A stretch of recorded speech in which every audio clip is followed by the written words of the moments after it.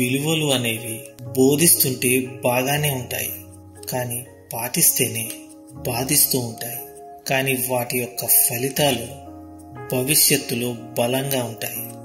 గుర్తుంచుకోండి, బాధైనా సంతోషమైన ఒంటరిగానే అనుభవించడం నేర్చుకో. ఎందుకంటే మనం సంతోషంగా ఉన్నామని తెలిస్తే బయటకు నవ్వుతూ లోపల ఓర్వలేనివారు, అలాగే మనం బాధలో ఉన్నామని తెలిస్తే బయటకు బాధ నటిస్తూ లోపల సంతోషపడేవారు చాలా మందే ఉంటారు. మన భావోద్వేగాలను ఉన్నవి ఉన్నట్టుగా ఎదుటి వ్యక్తి ముందు బయట పెట్టినప్పుడే మనం చులకనైపోతాం.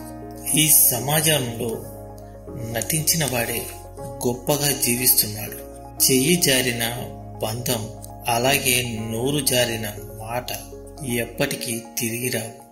అందుకే మాట్లాడే ముందు బాగా ఆలోచించి జాగ్రత్తగా మాట్లాడండి. కొందరి మనుషులకు ఉండే చాలా అంటే చాలా ప్రమాదకరమైన వ్యాధి ఒకరు బాగుపడుతుంటే చూడలేకపోవడం కాదంటారా? మనం ఏదైనా మంచి సాధించాలి అనుకున్నప్పుడు ముఖ్యంగా ఉండవలసిన 2 గుణాలు. మొదటిది ప్రేమించే స్వభావం, ఇక రెండవది విమర్శలను భరించే సహనం. ఇవి మీకు ఉంటే జీవితంలో ఏదైనా సాధించగలరు. రాత్రి లేని పగలు లేదు, కష్టం లేని సుఖం లేదు, అలాగే ప్రయత్నం లేని ఫలితం లేదు. ఎక్కడ నెగ్గాలో, ఎక్కడ తగ్గాలో, ఎక్కడ ఎదగాలో, ఎక్కడ ఒదగాలో తెలుసుకుంటూ ముందడుగు వేయడమే జీవితం అంటే. మాటలకి కూడా అర్థాలు వెతికేవారు పరాయివారు. మౌనాన్ని కూడా చదవగలిగిన వారే మన వాళ్ళవుతారు. నిన్నుగా నమ్మిన వారికి ప్రాణమివ్వు, నిన్ను వదిలి వెళ్లే వారికి దారినివ్వు. సమయం నీది కానప్పుడు కాస్త ఓపిక పట్టు, అదే సమయం నీ విలువను తెలియజేస్తుంది. ఎంత ఓపికతో ఉంటే అంత గొప్ప స్థాయికి చేరుకుంటాం. మనకు ఎంత ధనం ఉన్నా ఆకలి వేస్తే తినేది మాత్రం ఆహారాన్ని. మనకు ఎంత గుర్తింపు ఉన్నా అందరూ చూసేది మన గుణాన్ని.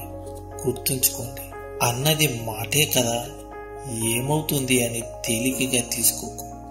ఎందుకంటే నరం లేని నాలుక అన్న మాటకు నరాలన్నిటికీ జీవం పోసి హృదయం గాయపడుతుందని గుర్తుంచుకో.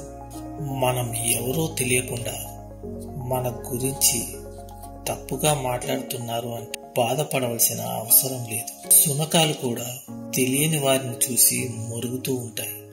అంత మాత్రాన మనం చెడ్డవాళ్ళం అయిపోం. గుర్తుంచుకోండి, వ్యక్తిత్వం అనేది కొంటే రాదు. తల్లిదండ్రులు నేర్పిస్తే వస్తుంది, గురువుల దగ్గర నేర్చుకుంటే వస్తుంది, కొందరికి పుట్టుకతోనే వస్తుంది. సరైన వ్యక్తికి వ్యక్తిత్వమే ఆస్తి.